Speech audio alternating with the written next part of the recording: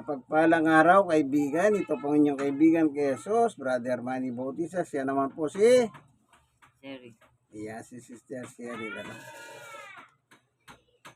Dito tayo sa loob ng tahanan nila o sa sari-sari store po ito, pero napakaraming paninda, no? Kasi po, para siyang supplier ng iba. Kaya ko nasabi yun, minsan inaabutan ko po yung mga mineral water. Yung mga nagtitinda rito, sa kanya na mismo kumukuha. Parang dealer ang tawag pala doon. Kaya itong tindahan kahit na maliit pero siksik ng paninda. Ngayon, nandito tayo, hindi po magkwentuhan kami ng ano-ano mga kwento. Hindi kami maghaharal sa Biblia. Biblia ito, bagong tipan kasi manipis ano. Kaya dito kami kukuha ng paghaharal. Alam niyo po sa buhay natin ito sa lupa. Malaya po tayo eh. Lahat ng gusto natin gawin natin. Sa atin yan. Wala naman nagko-control sa atin. Kaya sabi nila, sarili mo yan, bahala ka. Pero lagi lang po natin tatandahan yung salitang bahala ka, parang malaya ka. Meron po tayong pagsusulitan ng buhay. Akala nyo, ganun-ganun lang ang mabuhay dito? Hindi po. Meron tayong gagawin. Kung sa eskwela po, nagsusulit tayo every quarter hanggang sa matapos tayo ng pag-ieskwela. Dito rin po sa spiritual, meron din po tayong pagsusulit na gagawin pagdating ng araw. Pero bago tayo papalaot, bago natin titignan niya, ay atin mong iingin ng tulong ng Panginoon Diyos upang siyang gumabay sa atin para tayo matuto. Salamat po, Panginoon Diyos. Samahan mo kami ng aming pag-aaral sa oras pong ito. Buksan ang puso ng isip ng mga tao nakikinig, nanonood ng video ito. Salamat po sa ngalan ng Panginoong Yesus. Amen. Dito po meron po tayong babasahin, titignan ko lang yung sinabi ni Apostol Pablo. Ito. Sa 14 ng Roma, 12. Kaya lahat tayo'y magbibigay sulit sa Diyos. Napakaiksing salita. Anong sabi niya? Lahat tayo. Ibig sabihin ni Pablo, the world, the entire universe, lahat ng tao nabubuhay sa ibabaw ng mundong ito. Yan ang sinasabi niya. Patay o buhay. Lahat tayo, sabi ni Pablo, magbibigay sulit sa Diyos. Sabi ko nga po, pag nag-aral ka, mula sa kabataan mo hanggang sa dumating ka sa kolehiyo, lagi tayo may pagsusulit. Tinitignan ng teacher kung meron kang natututunan. Kaya kung sasabi ng teacher, ang tagal mo nang nag-aaral, hanggang ngayon wala ka pa natutunan. Nakakaya. Araw-araw may bawang ka. Bagong damit mo, bago lahat. Pagdating sa exam, bumabagsak ka. Maging sa mga professional, kukuha sila ng professional license. Hindi ka naman kagad bibigyan ng LTO. Titignan kung kaya mo nang magmaneho. Kung minsan sa pagmamaneho, bumabagsak ka. Tapos sasabihin mo, sanay na po kung magmaneho. Siyempre, iba yung exam ng LTO. Iba yung natutunan mo. Kahit sabihin mo driver ka. Yung iba naman, nagtapos ng kolehiyo. Bagsak sa license examination. Dinurit ka. Wala namang katapusan yung pag-exam eh. Hanggat kaya mo. Iba't ibang kurso po, gano'n. Nagsusulit ka pa rin. Yung iba, review. Pero wala pa rin. Ganon din po sa Diyos. magsusulit din tayo. Pero iba yung usapan dito. Diba, bumagsak ka sa exam mo sa, diba, kumuha ka ng doktor. Bumagsak ka. Sa ilang subject na binagsak mo, yun lang ang ulitin mo. Yung napasa mo na, hindi mo na uulitin yun. Ano po? Dito sa Bible, pag nagsulit ka sa Diyos, wala na pong ikalawang sulit. Minsan lang po ang pagsusulit sa Diyos. Kaya dito pa lang sa lupa, ayusin mo na ang buhay mo. Kasi, pagdating ng araw na namatay ka, doon ka magsusulit sa Diyos. Pag buhay ka, walang pagsusulitan ng tao. Buhay pa eh. Ang sabi rito, Hebreo 9:27. Itinakda sa mga tao na minsan lamang mamatay at pagkatapos ay paghukom. Ito na po. Once you die, doon ka magsusulit. Yun ang sinasabi ni Pablo. Kaya't lahat ay magbibigay sulit sa Diyos. Kung ano yung ginawa ng iyong katawan lupa, kaibigan, yun ang iyong ipagsusulit sa Diyos. At lahat ng ginawa mo dito sa ibabaw ng mundo, wala naman pong naitatago eh. Ang akala ng iba, meron silang may tatago. Wala po. Wala tayong may tatago sa Diyos. Eh bakit? Siya may gawa sa atin eh, kaya lahat alam ng Diyos yan eh. Kaya alam ng Diyos ang lahat. Ito. 2 Korinto 5:10. Sapagkat bawat isa ay aharap sa hukuman ni Kristo upang tumanggap ng kahukulang ganti sa kanyang ginawa, mabuti man o masama, nang siya'y nabubuhay pa sa daigdig na ito. Yung ginawa mo pala dito, kaibigan, masama man mabuti, ipagsusulit mo yan sa hukuman sa langit. Wala tayong magagawa rito, kaibigan. Sabi ko nga po dito, kahit bagsak ka ng bagsak sa exam mo, okay lang, mag-test ka uli. Hanggang sa madali mo rin. Sabi nga nila, try and try until you succeed. Meron naman isang exam lang. Take one lang. Approve. Pasado ka agad. Meron naman, inabot na ng 10 taon. Kakasulit. Wala pa rin. Hindi ba humingi ng Panginoon sa kanya? Talagang ganun po eh. Alam niyo po, naalala ko, pinagpipray po ng pastor yung isa. Sana po masa. Hindi Si rin Joy, po. pumasa yan sa ano? Pag-imbansa na exam. Oo. Eh sabi naman ng aming professor, punta ka sa US. Kasi lahat kasamahan na Oo. papunta US yung parang ano ba, mga 60,000 lang dadala na doon. Oo. Parang OJT ba? Oo. Sabi ng manager, hindi ako may pera, mahirap lang ako. Oo. Sabi ng professor, sige, bibigyan kitang leave. Huh? Perfect mo lahat ng exam. Hindi ka na magbayad ng 60,000. Mas may pasa mo. Naipasa niya. Oh, Pasa niya.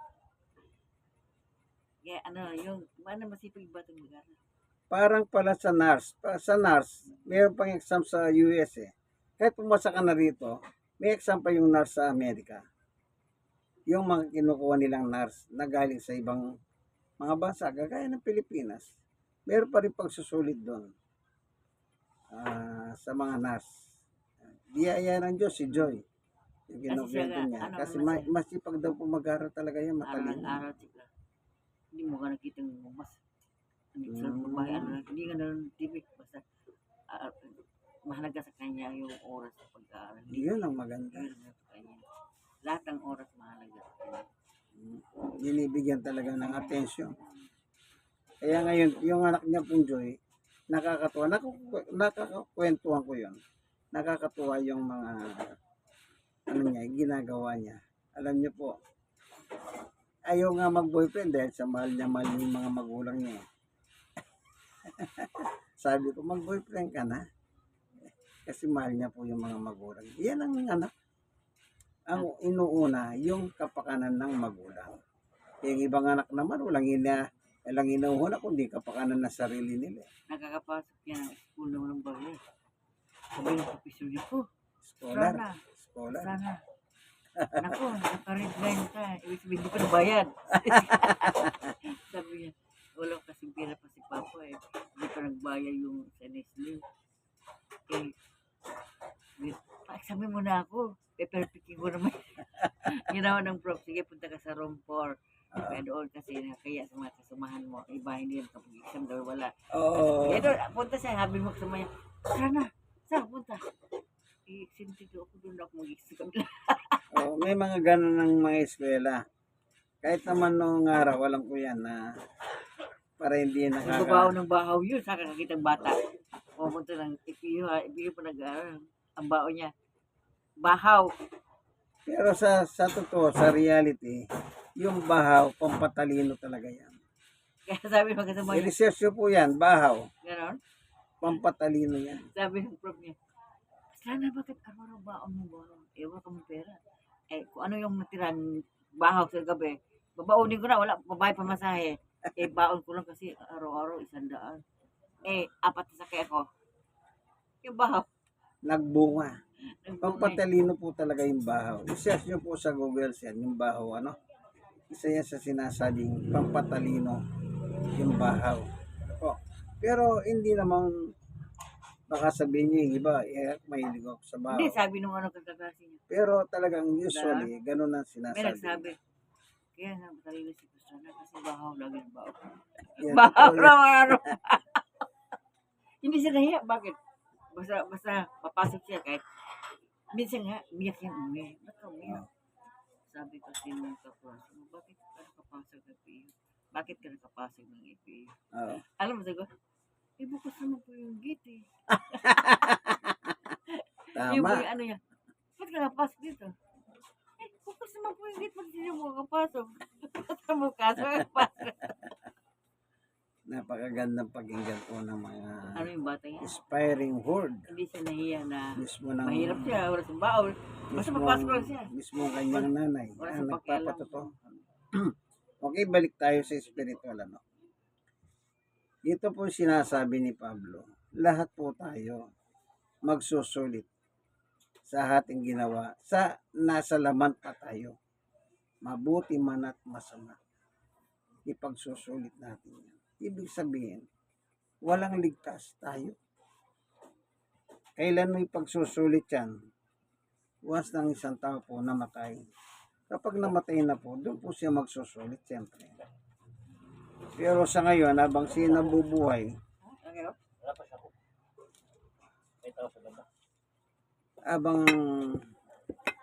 habang siya nabubuhay, wala pa po pagsusulitan niya kasi buhay pa siya. Pero pag patay na, doon po magsusulit. Ito, babasahin natin sa 9:27 ng Hebreo. Itinakda sa mga tao ang minsan lamang mamatay pagkatapos ay ang paghuhukom. Yung paghuhukom na po, yan na po yung pagsusulit natin. Gumawa tayong masama, gumawa tayong mabuti. Lahat yan i-judge ng Diyos. Kaya bahala po ang Diyos sa ginawa natin. Ayun. Kung nandito na tayo sa ibabaw ng mundo, alam naman natin yung masama at mabuti. Kahit walang Biblia Alam mo yung masama, huwag mong gawin. Alam mo yung mabuti, yun ang gawin mo. Kahit walang Biblia po. Okay, alam ba, wala ito. Nakapagtataka, alam naman nila yung pagpibisyo na masama. Pero bakit yung bisyo pa ginagawa? Kung minsan sabi nila, kumakalaman sikmura, walang makain. Kaya kumakapit kami sa patalim. Hindi parahan niya na yung iba ginagawang rason yung pagkain. Yung isa po, meron kong binabible study nakulong na sa droga. Walang kadala-dala. Nung makalaya, ang ginawa muna, nagtinda muna ng mga Facebook, kikiam, ganyan. Sabi ko, kumusta ng pagtitinda mo? Maganda naman ang kita, sabi niya. Aba, kinalaunan na. Bigla niyang binitawan yung hanap buhay na gano'n. Naalaman ko, nagbebenta naman ng droga. Nung makita ko, kinausap ko, ano ka ba? At sabi mo maganda na yung kita mo. Hindi pa ba sapat ang kita mo doon sa nagtitinda ka? Wala ka naman. Kasi yan. Tapos sabi niya, kasi kailangan ko dahil yung mga anak ko. Ginagawa na lang rason yung mga anak. Pero totoo nun, nagbibisyo po kasi. Kaya sabi ko, malayo sa katotohanan ang kinukwento mo yan. Yung mga anak mo nag-aaral, hindi mo naman sinusuporta. Pero nakapag-aaral sila dahil meron silang lola na tumutulong. Kaya ganyan ka. Kahit anong isipin niyo po, alam niya ba yung masama? Alam niya. Pero bakit ginagawa niya? Lahat naman po tayo, alam naman natin yung masama. Alam din natin yung mabuti. Pero bakit kailangan pang gawin yung masama? Kesa gawin natin yung mabuti. Kaya sa buhay natin, kailangan po natin yung spiritual nourishment.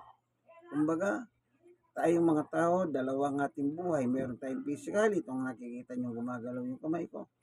At meron tayong pangkatawan sa loob. Yun ang kailangan pakainin din natin.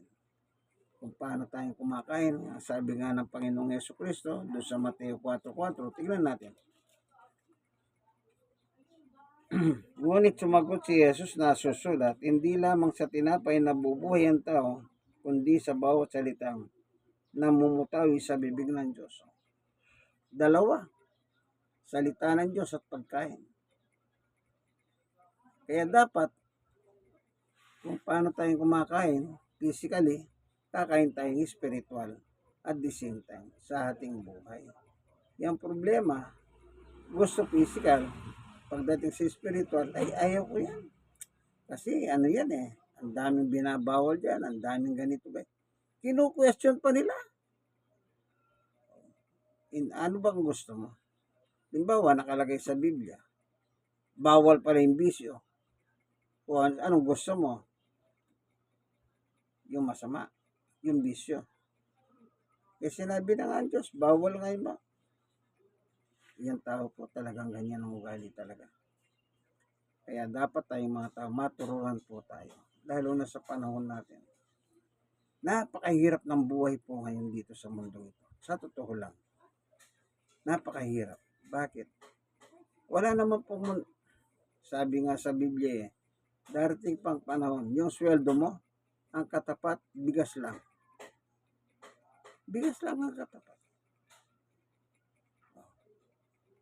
Yung sweldo mo, bawas sumweldo kang 3,000 sa loob ng isang buwan. Bigas lang ang katapat lang. Isipin nyo yan. Darating ang araw, pahirap ng pahirap ang buhay. Kaya sabi nila, maswerte na yung mga namatay, hindi na nila mararanasan yan. Anong maswerte? Maswerte ka ba namatay ka para hindi mo nadanasin yung hirap ng buhay? Hindi.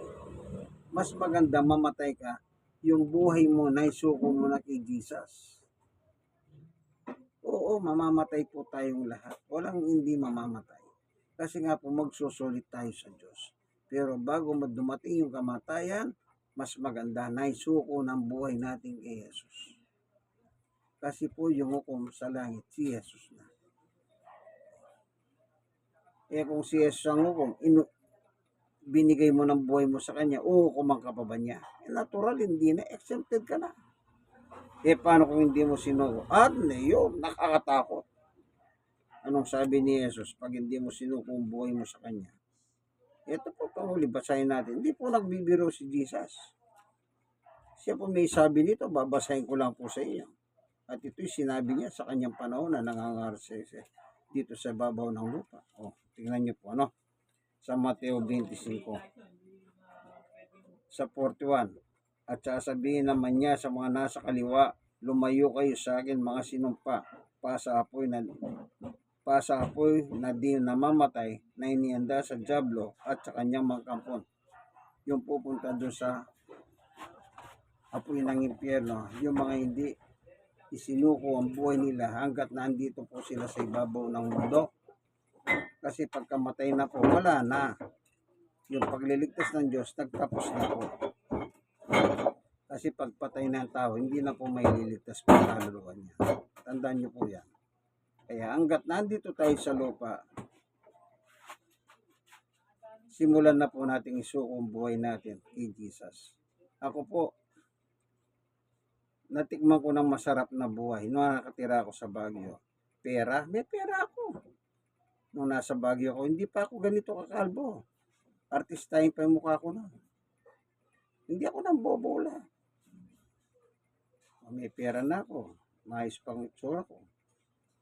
Pero nung dumating si Jesus, hindi ko na pinakawalan. Eh bakit? Narinig ko ang aral. Kaya magbuhat po noon, sinuko ko ng buhay ko kay Jesus. Kasi once na mamatay ka, si Jesus po palang hahatol sa iyo. Di, paano ka? Wala na. Sabi nga ng Amerikano, it's too late. Walang pagsisisi, sabi nga nila sa huli. Okay? Salamat Panginoon Diyos sa patutuho mo sa amin na kami mga tao may pagsusulit kami pagdating ng araw. Salamat po, aba nabubuhay kami, nire-remind mo po sa amin ang aming pwedeng sapitin in the hand. Salamat po sa ngalan ng Panginoong Yesus. Amen. Kayong manonood ng video ito, like and share. Kayong mga nasisira, share nyo po sa iba. Nawadat na kayo ng video ito nasa maayos na kalagayan. God bless us all. Bye.